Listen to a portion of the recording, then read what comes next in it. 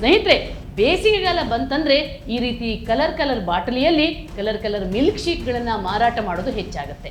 ಅದರಲ್ಲೂ ತಾಯಂದ್ರು ಮಕ್ಕಳು ಹಾಲು ಕುಡಿಯಲ್ಲ ಅಂತ ಈ ರುಚಿಯಾದ ಸಿಹಿಯಾದ ಮಿಲ್ಕ್ ಶೇಕನ್ನು ಕುಡಿಸ್ತಾರೆ. ಒಂದು ವೇಳೆ ಅಂತ ರೂಢಿಯನ್ನ ನೀವೇನಾದರೂ ಮಾಡಿಕೊಂಡಿದ್ರೆ ದಯವಿಟ್ಟು ಈ ಸ್ಟೋರಿಯನ್ನೊಮ್ಮೆ ನೋಡಿ. ಮಕ್ಕಳಿಗೆ ಈ ಮಿಲ್ಕ್ ಶೇಕನ್ನು ಕುಡಿಸೋ ರೂಢಿ ಮಾಡಿದರೆ ದಯವಿಟ್ಟು ಅದಕ್ಕೆ ಇವತ್ತೇ ಫುಲ್ ಸ್ಟಾಪ್ ಹಾಕಿ. ಯಾಕೆ ಅಂತ ಹೇಳೋ ಮುನ್ನ ನಿಮ್ಗೊಂದು ವಿಚಾರ ಹೇಳ್ತೀನಿ. ನೀವು ಹಾಲಿಗೆ ಒಂದಿಷ್ಟು ಕೃತಕ ಬಣ್ಣ, ಅತಿಯಾದ ಸಕ್ಕರೆ ಕಲಸಿ ಅದನ್ನು ಕುಡಿಯಲು ಕೊಟ್ಟರೆ ನೀವು ಕುಡಿತೀರಾ? ಇಲ್ಲ ತಾನೇ?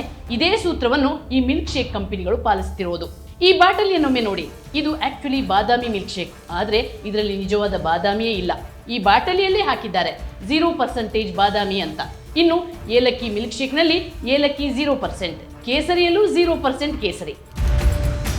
ಇವರೇ ಹೇಳಿರುವ ಹಾಗೆ artificial substances, synthetic food colour ಮತ್ತು ಪ್ರಿಸರ್ವೇಟಿವ್ಗಳನ್ನು ಹಾಕಿ ಈ ಮಿಲ್ಕ್ ಶೇಕ್ ಮಾಡ್ತಿದ್ದಾರೆ ಅಂತ. ಇನ್ನು ಈ ಆರ್ಟಿಫಿಷಿಯಲ್ ಕಲರ್ ಯುಕ್ತ ಮಿಲ್ಕ್ ಶೇಕ್ಗಳ ಸೇವನೆಯಿಂದ ಮಕ್ಕಳಿಗೆ ಅಲರ್ಜಿ, ಅಸ್ತಮಾ, ತಲೆನೋವು ಇಂಥ ನಾನಾ ರೋಗಗಳು ಕಾಡ್ತವೆ. ಹಾಗಾಗಿ ಪೋಷಕರೇ ಈಗಲಾದರೂ ಎಚ್ಚೆತ್ತುಕೊಳ್ಳಿ. ಈ ರೀತಿ ಮಿಲ್ಕ್ ಶೇಕ್ ಕುಡಿಸೋ ಮುನ್ನ 100 ಬಾರಿ ಯೋಚಿಸಿ.